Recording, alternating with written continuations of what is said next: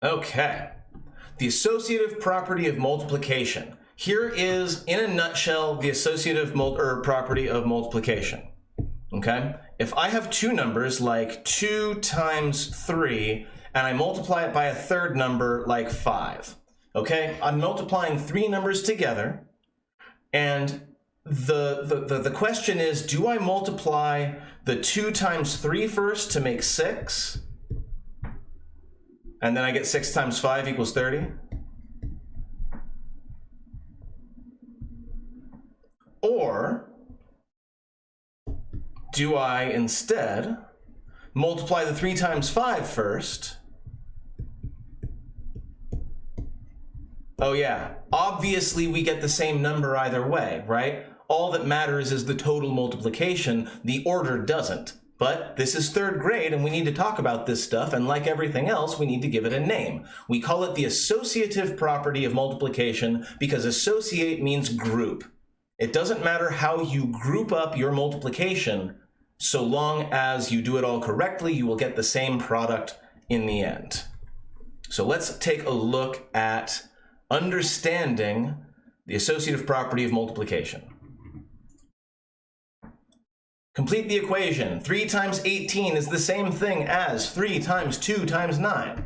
Yeah? Because, specifically, 18 is 2 times 9. The 3 is still there, it's fine. So I'm just breaking the 18 down into 2 times 9. We have 6 times 2 times 5, which is 6 times 2 is 12 times 5 is 60. I think I did that right. Which is the same thing as 12 times 5, which is the same thing as 6 times 2 times 5. Yes.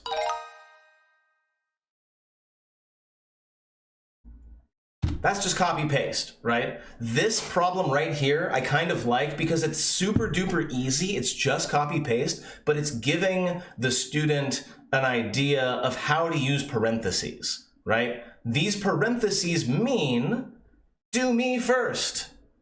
Don't take me out of context. That 3 times 5 is going first on the left, but on the right, the 5 times 2 is going first because it's in the parentheses.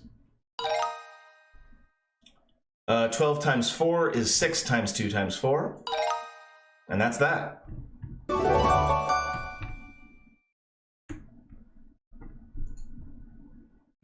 Associative property of multiplication. Okay, so this is another one of those kinds of problems that most folks will look at and go, oh my God, I can't believe my kid is having to do this nonsense garbage gibberish. But again, this is very importantly demonstrating a way of showing your work so that when someone else goes to look over your work, they can understand what you did. This right here is teaching students how to write math. This is a writing exercise. This is not really a math exercise. This is a writing exercise. This is teaching students how to link equals to show that this first thing is equal to this second, is equal to this third, is equal to this fourth, and to get some practice writing stuff down, you know, like in their notebook so that they can understand it. So that's 10 times 4, which is 40. Same deal, 2 times 20 is also 40. So this is exactly what I just said, right? This is what I did before I even came into the first topic. It's just doing it a little bit more explicitly, which I really like. I think this is a really important problem set, and I think you shouldn't skip it. Just like with language, being able to write your thoughts down so that other people can understand them is absolutely core essential to math. 9 is 2 times, 2 times 4 is 8 times 9 is, so it's going to be 72 either way.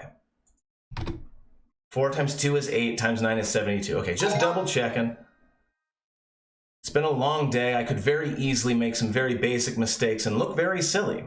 Okay, Kim tried to evaluate an expression step by step. We're going to be asked to find Kim's mistake. So take a look at what Kim is doing here. And where is Kim making her mistake? Well, this is, again, not so much a math problem. It's not an arithmetic problem. It's not really a calculation problem. What we're doing is we are critiquing the reasoning of others. This is the first, no, not the first, but this is an early version of critiquing the arguments of others. You should be able to look at someone else's work, understand what they were trying to do, and if they made a mistake, be able to point it out. That is a part of Common Core. It is an integral part of Common Core and also an incredibly important life skill. So in this case, it looks like what this person did is in step 1, it was fine. You're allowed to put parentheses down in something that is associative, like multiplication. But then somehow they did the 5 times 2 equals 10 perfectly. I got that. But somehow this times morphed into a plus. And that, I think, is where they made their mistake. Because 10 plus 4 is 14. And I want to be clear that as a teacher, if I saw this work, I might take off, if this was a 2-point problem, I might take off a half a point. This would still be mostly correct, and the student should know that they are mostly correct.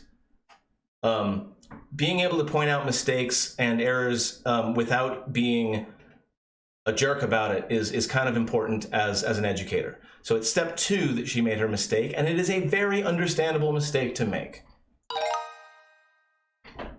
Okay, same deal. I'll just rush through it. 25 times 4 is 100. Same deal if we do the 5 times 4 first. It's 5 times 20, which is also 100. 2 times 3 is 6, times 5 is 30, which means the other answer is also going to be 30, obviously. Oh, good, another step by step. Okay, so once again, is there a mistake? Where is it? It looks like Kat made the same mistake as the last person, Kim, but didn't write a plus here, right? Kat here was able to write down the times, but somewhere in between step 2 and step 3, Kat added anyway, so it looks like step 3 is the mistake. All right, 2 times 3 is 6, times 7 is 42, which means this answer is also 42. 3 times 7 is 21. Moving right along.